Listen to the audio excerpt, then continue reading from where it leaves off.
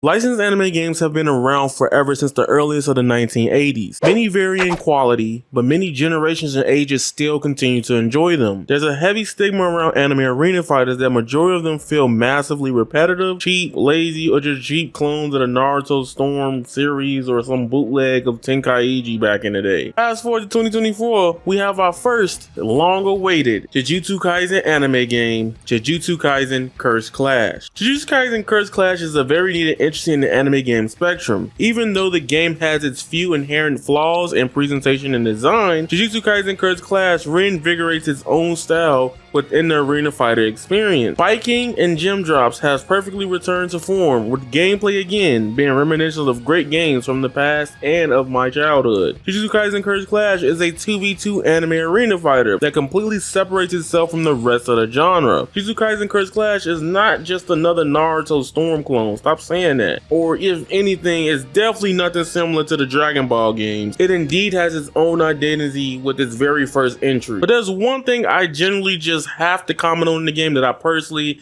I'm indifferent on, but it's kind of weak. So a huge common criticism with Jujutsu Kaisen Cursed Clash is the game's presentation. The game menus primarily care more about function and accessibility versus form and flashiness. Even though personally I care about the practicality of how to use a menu or going through it, how easy it is to get into things, ultimately I do feel like this is where Jujutsu Kaisen Cursed Clash does fail at. Once you turn the game on, the game is heavily themed after the first season of Jujutsu Kaisen anime, where you see cutscenes of various in-season moments as you change through the different game modes. A lot of people like to call game developers lazy and very just cheap in a lot of ways, but to be honest, it's not even the developer most of the time. It's the publisher or where they get the money from to make the game. It's a budget issue.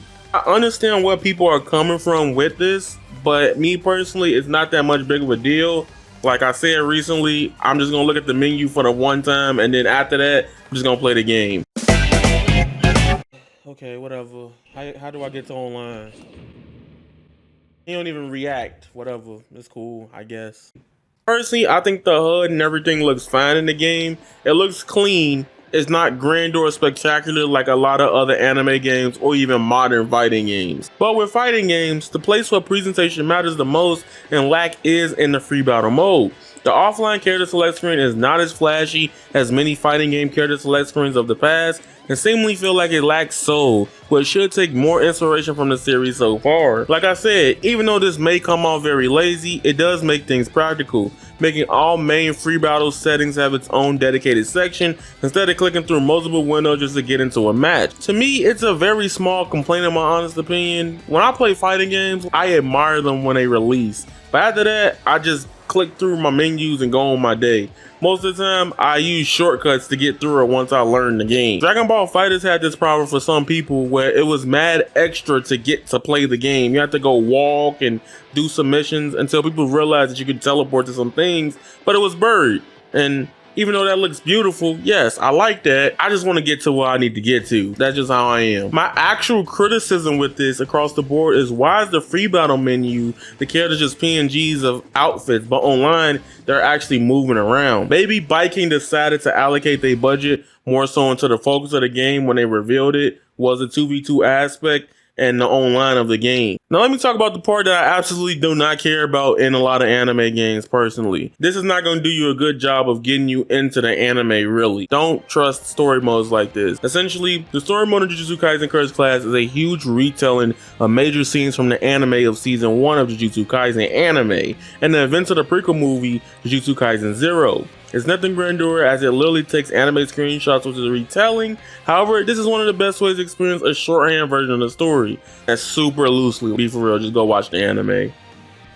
Be honest. If you're expecting some Naruto Storm level type of story mode or something like Dragon Ball Z Kakarot or any other fighting game story mode, this is not it for you. The best part about the story mode is that there are pretty decent challenges to increase the rank of each mission. If you learn the game quickly, however, getting the S rank is pretty easy through various story mode missions. If you want to earn more Jujutsu points to unlock colors and unique costumes for your characters, this is one of the best ways to do this early. The story mode could be completed depending on how you play the game, less than 1 to 2 to 4 hours, somewhere around that.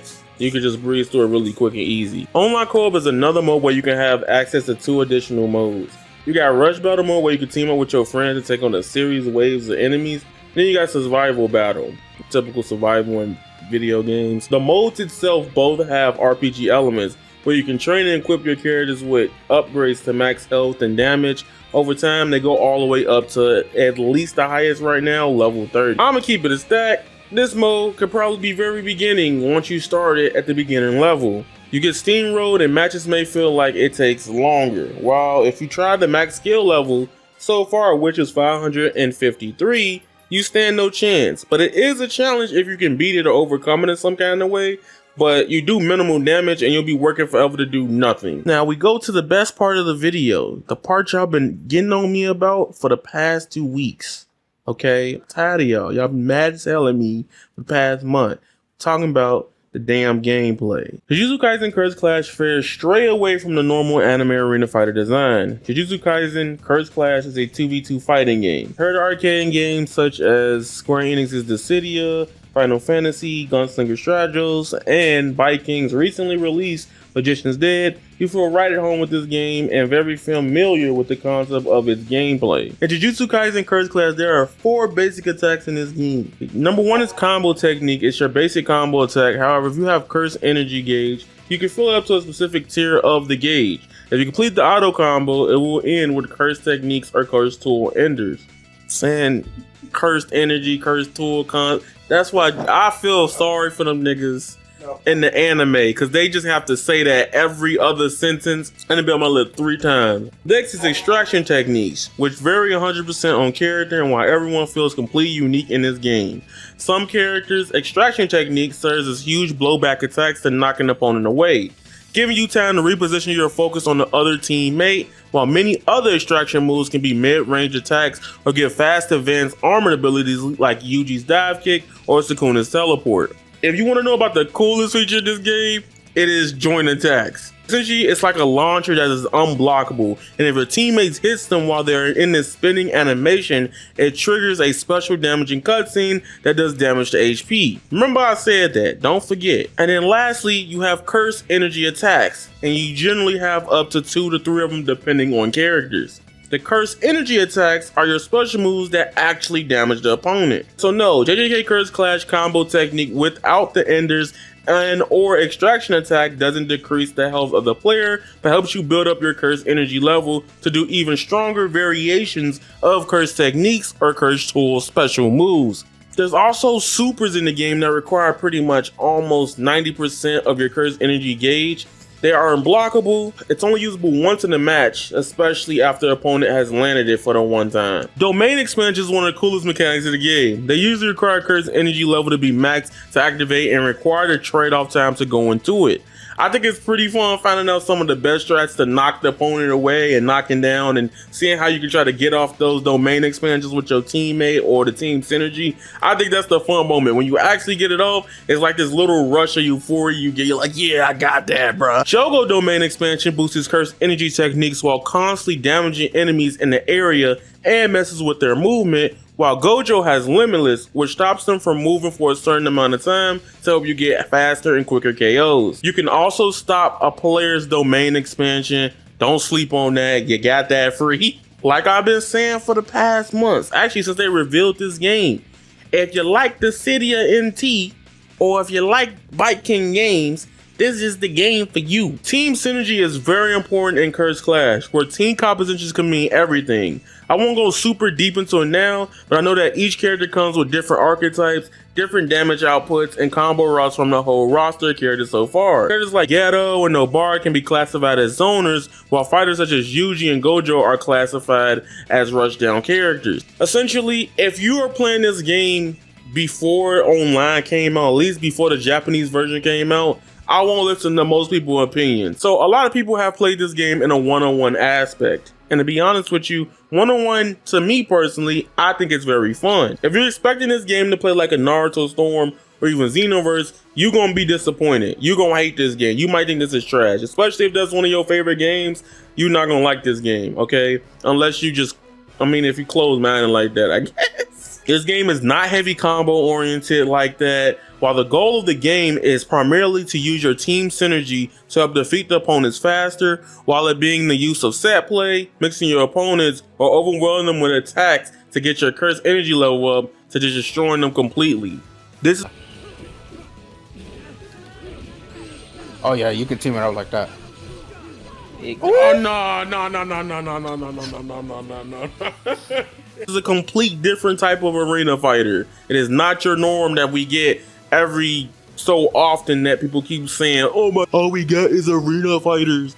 No, like, that's it. I forgot to also talk about the netcode. If you know Bike King, this netcode is honestly pretty peak. I'm gonna be honest with you. It's not as good as a Street Fighter 6 or Guilty Gear Strives, but it's damn near up there to probably some of the best netcode they've ever had in the game. However, me and Globku did test 1v1 and it was still pretty flawless, but we kind of figured out that it might be host priority in Jujutsu Kaisen Clash, so that could be a problem if you're trying to run turnips or something like that. I don't know if that's confirmed, but just hear me out. Even with 4 players, you might get a little bit of delay, but if anything, it feels pretty good, like crazy good at how the gameplay feels with 4 people online. Smash Bros Ultimate couldn't do this. Like, Smash wish it was this good. The coolest thing about the online in the game is that you can have a lobby and train online in the lobby. The lobby is a training ground, which is insane for Jujutsu Kaisen Cursed Clash. That is a huge step for anime arena fighters. Y'all don't even understand. They're getting closer to being very close to fighting games. They're on the right direction right now. Jujutsu Kaisen Cursed Clash is on every modern platform for $60 for the basic edition. I'll be honest, I feel like the game should have been priced around $40, maybe $50. That's where I feel it at that point, especially if you're a person looking for offline single player content. That is not the fun of this game. I'll be real rap with you. But if you got homies, if you got friends, this is definitely the game for you. You got so much stuff you could do with friends offline, such as online survival, all these different modes. It is definitely worth it. I will also say, if you're looking for characters that have more depth and you feel like you're doing the same thing over and over again, nah, these characters have a lot of depth into them, and there's different ways to combo with these characters to maximize the damage. Now, this is the part of the video where I give out a score because y'all like scores, and a lot of y'all probably gonna skip to the end of the review anyway. For presentation, I gotta give it a 5. They could have tried way harder with the Jujutsu Kaisen elements, the theme, more cursed elements around it. However, the color scheme and everything else in the game makes me feel like I am in a world centered around Jujutsu Kaisen. In terms of gameplay, I'll be honest with you, this is one of the funnest anime games to ever come out. Even by yourself, if you enjoy things like neutral, team synergy, this is kind of like the rebirth of the Cydia or even J-Stars for console and other platforms as well. I highly recommend making your own opinion on the game and playing it when you get the chance. I'm giving it a solid 8 out of 10. The big thing I like to say is make sure you make your own mind up based on your own judgment. Don't parry or say things that you've seen other people have been saying on Twitter. I definitely want you guys to make your own decisions for the games you buy forevermore. Even you disagree with the review, I just want y'all to know that it's y'all opinion at the end of the day.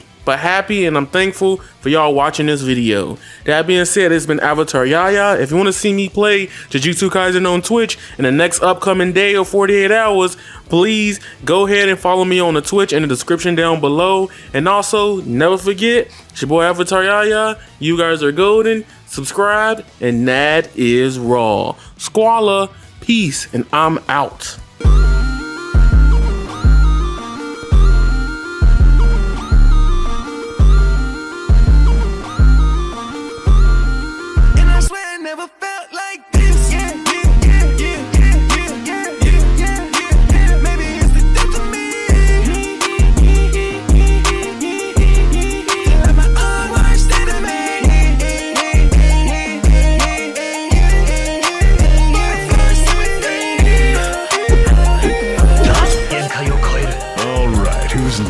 Let's see who's stronger.